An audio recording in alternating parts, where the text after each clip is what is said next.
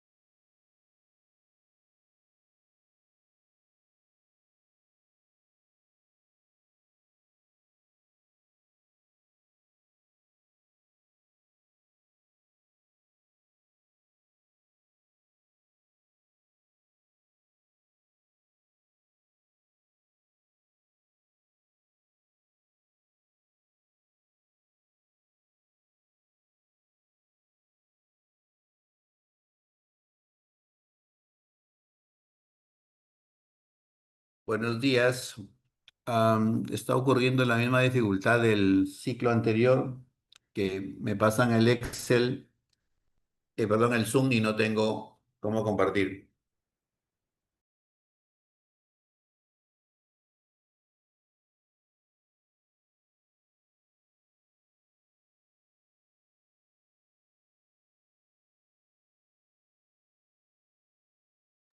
Ya está, doctor, para que pueda compartir.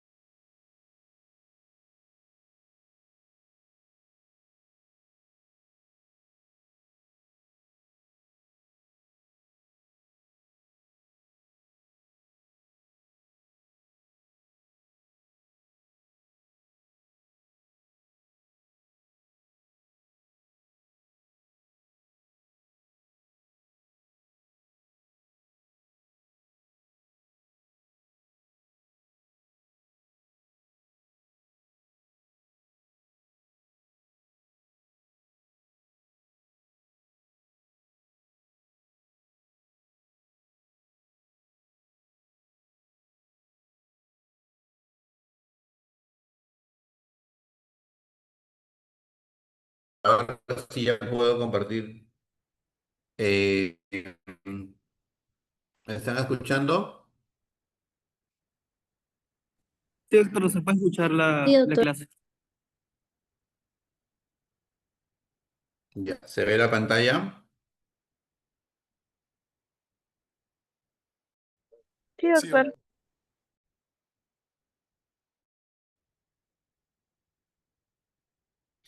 Hola. Sí, doctor, sí, sí, puede escuchar.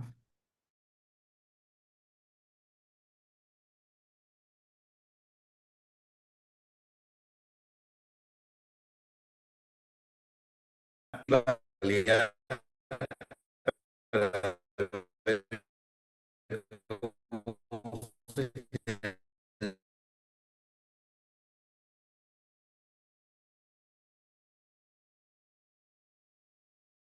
toca justamente para saber y conocer cómo se generaba el ángulo del electrocardiograma, el eje eléctrico del corazón. Entonces, ¿qué son los vectores? Los vectores son fuerzas físicas, como ya sabemos y hemos aprendido cuando estudiamos física alguna vez, y representan fuerzas en movimiento. ¿Y cuáles son estas fuerzas en movimiento? Son estas fuerzas electromotrices que se generan durante el proceso de despolarización y también se generan durante el proceso de repolarización. ¿Ya? Entonces, estos vectores van a tener una carga negativa en alguna parte de su composición y otra carga positiva. ¿De acuerdo? Y los electrodos van a ver si estamos cerca a una carga positiva o si estamos cerca a una carga negativa. Me dijeron que grabe. ¿Alguien está grabando o reviso si se está grabando? Me parece que sí se está grabando, doctor. Sí, correcto, se está grabando. Ya, perfecto. Entonces aquí tienen ustedes una célula muscular representada gráficamente, ¿no? En reposo, polarizada, lo cual es casi utópico porque las células nunca están en reposo, pasan por ahí millonésimas de segundos, pero generalmente están excitadas. En ese utópico momento en que la célula está en reposo, tiene cargas positivas en la superficie de la membrana celular y cargas negativas en el interior de la membrana celular. Esa es una célula en reposo.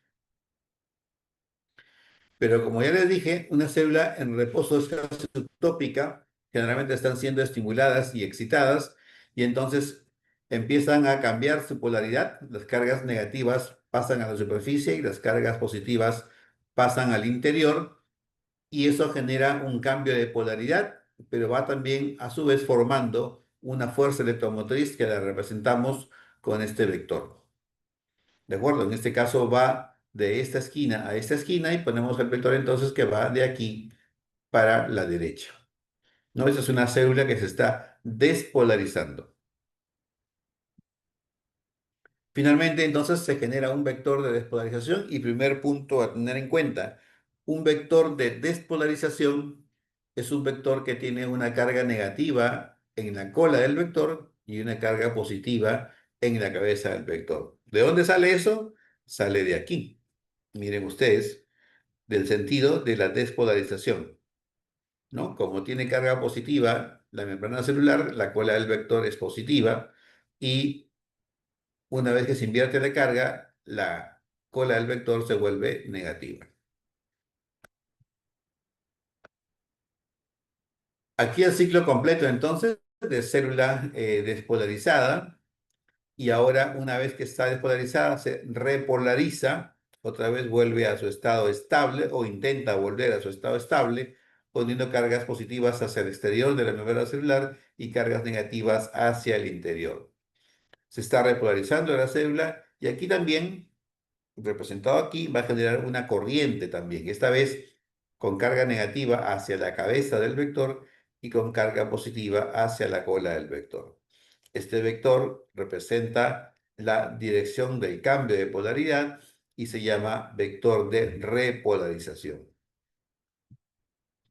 Este vector de repolarización entonces tiene una carga positiva en la cola y una carga negativa en la cabeza del vector o de la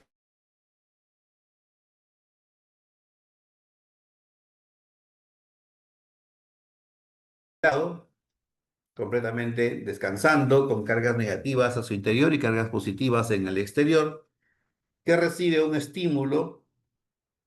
Ese estímulo la despolariza, empieza a invertir las cargas y se forma una corriente de despolarización que lleva a formarnos este vector con carga negativa en la cola y carga positiva en la cabeza del vector. Una célula despolarizada es muy inestable, no se queda despolarizada y rápidamente empieza a repolarizarse espontáneamente. Entonces la célula se vuelve a repolarizar y nuevamente genera un siguiente vector eléctrico, que es el vector de repolarización. Esta vez, como ya dijimos, el vector de repolarización tiene carga negativa en la cabeza y carga positiva en la cola, por la razón que ustedes evalúan aquí en la superficie celular. Para que no se olviden, vector de despolarización y vector de repolarización. Carga negativa en la cola y carga positiva en la cabeza, el vector de despolarización, y al revés, carga positiva en la cola y carga negativa en la cabeza, el vector de repolarización. Y es así como se generan las corrientes, pero nosotros tenemos que tomar un electrocardiograma. Esas corrientes entonces generadas en la superficie celular de todo el músculo cardíaco, de todo el corazón, se van a registrar con un galvanómetro. Ese galvanómetro registra sus latidos en un papel milimetrado que ustedes ven aquí al costado, ¿no? Y va generando dibujos. ¿Cómo se forman esos dibujos? Cuando el electrodo, que es el que ponemos en el pecho, ya sea el chupón o las paletas en los tobillos y en las manos, detecta una carga positiva, esa carga positiva dibuja una onda hacia arriba. Al revés, si es que nosotros tenemos frente al electrodo explorador un vector que muestra su carga negativa, entonces en el papel milimetrado, el galvanómetro, que es la máquina de electrocardiograma, va a registrar una onda hacia abajo. Y así de sencillo. Pues esa es la razón por la cual hay que entender un poco cómo es que se forman las ondas hacia un lado o hacia el otro, o hacia arriba o hacia abajo. Sin embargo, hay que saber, yo dije hace un rato, depende de lo que el vector muestre. Pues aquí tenemos un mismo vector, pero representado en tres situaciones diferentes. Este vector tiene carga positiva aquí y carga negativa acá. Y el electrón explorador está aquí, delante de la carga positiva. Entonces, por lo que acabamos de explicar, dibuja una onda hacia arriba. Este otro electrodo está situado más bien frente a la carga negativa. Es el mismo vector, ya dijimos, pero electrodo diferente, en posición diferente, y detecta la carga negativa. Entonces, de este mismo vector, este electrodo dibuja carga, o perdón, onda hacia abajo. Finalmente, una tercera posición es que esté en un punto medio, equidistante, o de repente un poquito hacia la izquierda o un poco a la derecha. Y entonces, lo importante es que este electrodo me va a detectar tanto la carga negativa como la carga positiva. En consecuencia, cuando el galvanómetro represente en el papel milimetrado la onda de este electrodo, va a dibujar una onda proveniente de la carga positiva y otra onda proveniente de la carga negativa. Una onda bifásica, es decir, que tiene componente positivo y componente negativo. ¿Qué sucede en lo normal, dentro de lo que es el mundo real? Esquemáticamente, tratemos de explicar qué pasa en el mundo real entonces. Este es un corte de corazón esquemático normal, ¿no? Donde hacia la parte interior está el endocardio y hacia la parte exterior está el epicardio, ¿no? Y una cosa que hay que saber es que todo proceso de despolarización en el músculo cardíaco empieza en el endocardio y va hacia el epicardio, va desde endocardio hacia epicardio. Y si nosotros tenemos un proceso de despolarización, la energía que empieza aquí en todas las áreas endocárdicas va despolarizando todo el músculo cardíaco, de endocardio a epicardio, pero hacemos sumatoria de vectores y representamos un solo vector. Es el vector resultante. Y este vector, como es de despolarización, y ya hemos aprendido que el vector de despolarización tiene carga positiva en la cabeza y carga negativa en la cola, y le ponemos frente a esa carga positiva un electrodo explorador, va a dibujar entonces una onda hacia arriba. Normalmente, pasando ya al dibujo de aquí a la derecha, una vez que termina la despolarización, continúa inmediatamente la repolarización. En lo real, en nuestros corazones, la repolarización empieza en el punto donde termina la despolarización. Doctor, pero ¿por qué no empieza en el endocardio que tiene hace rato despolarizado y usted nos ha dicho que es inestable? No sabemos. Pero la razón fundamental es que en un corazón sano, o mejor dicho, lo que hay que saber es que la repolarización empieza en el punto donde termina la despolarización. ¿Dónde termina la despolarización? Termina en el epicardio. Entonces, en el epicardio empieza la repolarización y va de epicardio hacia el endocardio. En este contexto, el vector tiene una dirección parecida al vector de despolarización, pero en un sentido inverso. ¿Qué más está invertido? Lo que ya aprendimos antes. Este es un vector de repolarización y por lo tanto la carga negativa está en la cabeza del vector y la carga positiva está en la cola del vector. A este vector le ponemos un electrodo explorador y como está frente a la carga positiva, nos va a dibujar una onda hacia arriba. ¿De acuerdo? ¿Hasta ahí estamos bien? ¿Lo tenemos claro? Sí, doctor, todo claro, doctor. Perdón, no escuché. Todo claro, doctor. Ok, muy bien. Entonces, pero esto de arriba es cuando el corazón está sano. ¿Qué pasa si mi corazón se enferma? Entonces, yo tengo una despolarización que no se va a alterar generalmente, va de endocardio a epicardio y aparentemente todo bien. Pero, ¿qué sucede con la repolarización?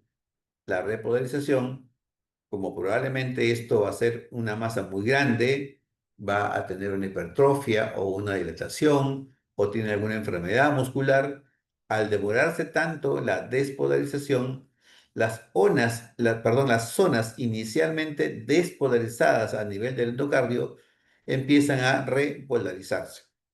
Y entonces ya no ya no se va a cumplir la norma, entre comillas, de que donde termina la despolarización empieza la repolarización, ya no. Porque estas zonas, al estar mucho tiempo inestables, se empiezan a estabilizar, repolarizándose, y entonces surge la corriente de repolarización de endocardio a epicardio. Es decir, se invierte el sentido de la repolarización, y en ese contexto podríamos tener lo que vemos aquí. Como esto es un vector de repolarización, la carga negativa va a estar en la cabeza y la carga positiva va a estar en la cola. Esta carga negativa de la cabeza la evalúa el electrodo explorador y ocurre que dibuja una onda hacia abajo. Entonces, ¿qué pasó? Se pasó que la onda T se invirtió. Esta onda T normal que habíamos visto al comienzo, ahora pasa a ser una onda T negativa o invertida por las razones generalmente explicadas.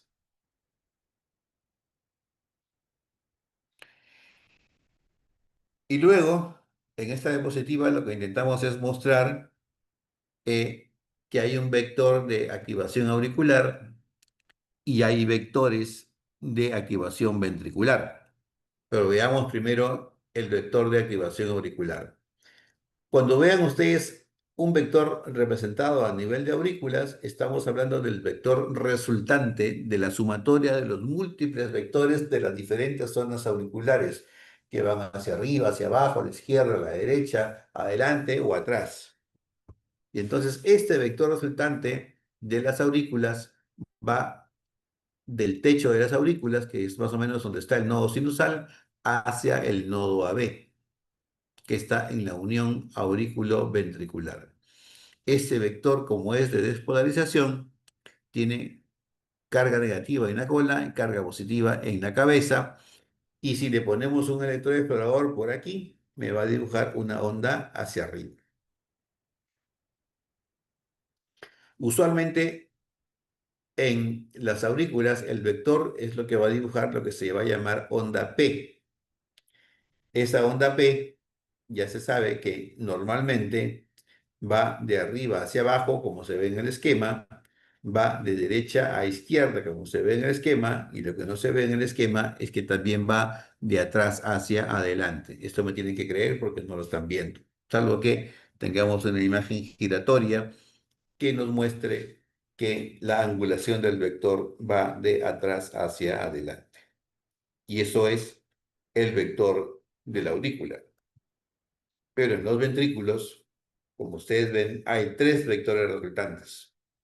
El primer vector, que es el vector septal, que es ahí donde empieza la despolarización de todo el ventrículo, o los dos ventrículos, y luego el vector 2, que es el vector de paredes libres, de ambas paredes libres, izquierdas y derechas, y el vector 3, que es el vector de las porciones basales de ambas paredes libres y del tabique interventricular, ¿no? Finalmente generan también un tercer vector. Si lo queremos ver de manera gráfica, este primer vector va a generar lo que sería la onda Q, este segundo vector va a generar lo que sería la onda R, y el vector 3 va a generar lo que sería la onda S.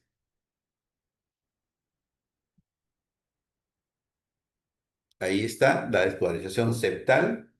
Empieza siempre cuando el corazón está sano, de izquierda a derecha, porque recuerden ustedes que aquí está el nodo sinusal, haces internodales, nodo AB, tronco común de His, se divide rama derecha para este lado, rama izquierda para la otra. Pero las ramas izquierda y derecha salen envueltas por una vaina fibrosa, la misma que tiene el haz de His. Sin embargo, la rama izquierda se libera más rápidamente que la derecha de esa vaina fibrosa y empieza a estimular a nivel del tercio medio el septum interauricular. Y entonces aquí empieza la despolarización que va del endocardio izquierdo al endocardio derecho. Eso va a generar este primer vector septal que va, como ustedes ven, de arriba a abajo y de izquierda a derecha. Luego viene el segundo vector, rápidamente se despolarizan ambas paredes libres, la corriente del septum fluye rápidamente por el septum mismo y por ambas paredes libres y se genera el vector 2 resultante. Este vector 2 usualmente va de derecha a izquierda, va de arriba hacia abajo y va de delante hacia atrás.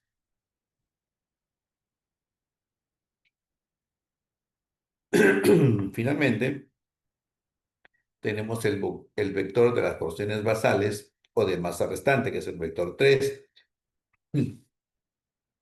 Este vector va mirando en sentido contrario, va de izquierda a derecha, va de abajo hacia arriba,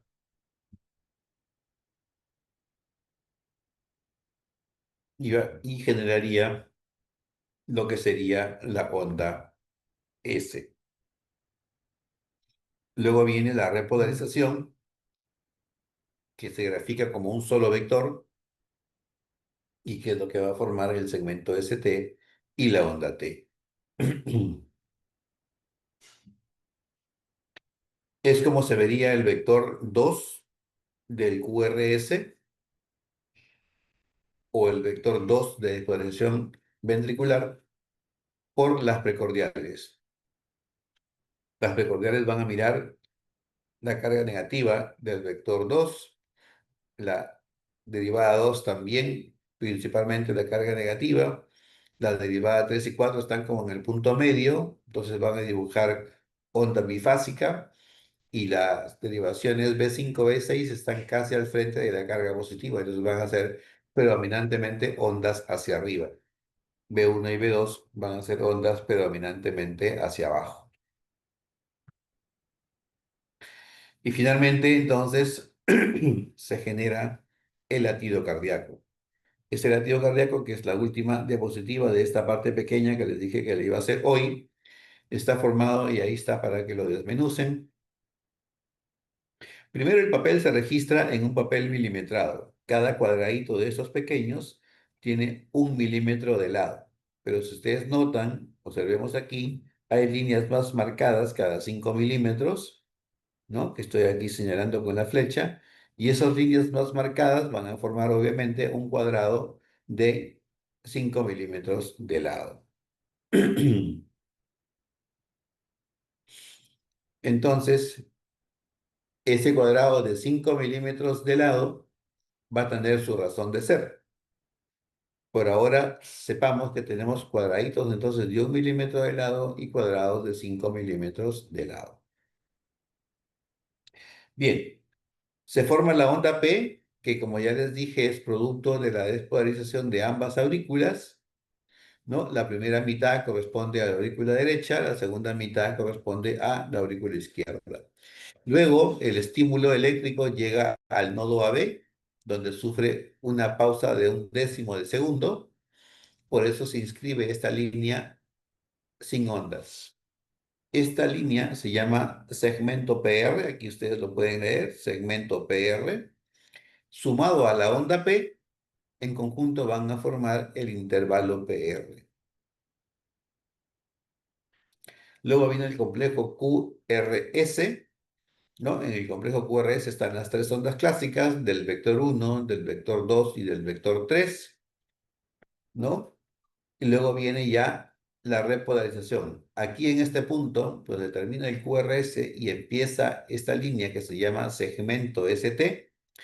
Es un punto de quiebre que se llama punto J, de quiebre entre la despolarización y la repolarización. Este punto J es el que vamos a tener presente mucho cuando hablemos de cardiopatías isquémicas, de electrocardiograma en cardiopatías isquémicas. Después del segmento ST viene la onda T, que usualmente tiene un ascenso lento y una caída más rápida. Y en algunos casos, cuando el paciente tiene generalmente bradicardia, aparece una siguiente onda que es la onda U.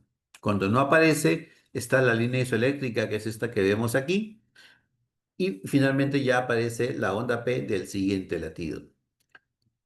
¿Qué tenemos que saber de la línea isoeléctrica? Que toda onda hacia arriba de la línea isoeléctrica es onda positiva, que toda onda por debajo de la línea isoeléctrica es onda negativa. Otra cosa que tenemos que saber es que es la línea de referencia con la cual vamos a comparar el segmento ST para saber más adelante, nuevamente cuando hagamos electro de cardiopatía isquémica, cuando el segmento ST está supradesnivelado o está infradesnivelado. ¿Qué otras cosas tenemos que saber de este electrocardiograma? Que el intervalo QT comienza aquí, donde se inicia el complejo QRS y termina al final de la onda T. ¿Qué comprende? Comprende la onda T, comprende el segmento ST y comprende el complejo QRS. ¿Qué otra cosa más tenemos que saber aquí? Tenemos que saber que hay un parámetro que se llama tiempo de activación ventricular y que ese tiempo de activación ventricular se mide desde el comienzo del QRS hasta la cúspide de la onda R. Y normalmente mide 0.45 milisegundos. Ya eso lo vamos a ver luego. ¿Qué más tenemos que saber de aquí? Que para que eso se cumpla, la máquina tiene que estar seteada a una sensibilidad 1. Sensibilidad 1 quiere decir que en 10 milímetros yo tengo que tener 1 milivoltio en el eje vertical. Y en el eje horizontal tengo que saber que mi papel milimetrado debe correr a una velocidad de 25 milímetros por segundo. Dicho de otra forma, 25 milímetros forman un segundo o un segundo está formado por 25 milímetros. Es decir, 25 de estos cuadrados pequeños o 5 de estos cuadrados grandes. ¿De acuerdo? Y hasta ahí toda la información básica del electrocardiograma, todo lo que ustedes tienen que saber.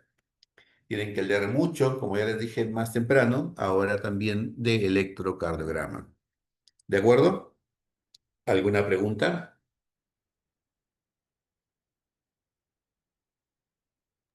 Todo claro, doctor. Muy bien, entonces al leer mucho el electrocardiograma, mañana vamos a saber o a aprender más cómo se forma la onda P, cuánto mide la onda P, qué pasa si la onda P es alta o es ancha. Vamos a ver diferentes formas del complejo QRS y cuando hay tres Rs, cómo se mide el tiempo de activación ventricular, cómo se evalúa el segmento ST, más características de la onda T, cómo se calcula la frecuencia cardíaca cuando el paciente tiene ritmo normal o como el paciente tiene ritmo de fibrilación auricular, como el que hemos discutido hace pocos minutos. Muy bien, vayan revisando todo eso y nos reencontramos mañana por aquí a la misma hora o aproximadamente. Hasta mañana, jóvenes. Gracias, doctor. Buenas tardes.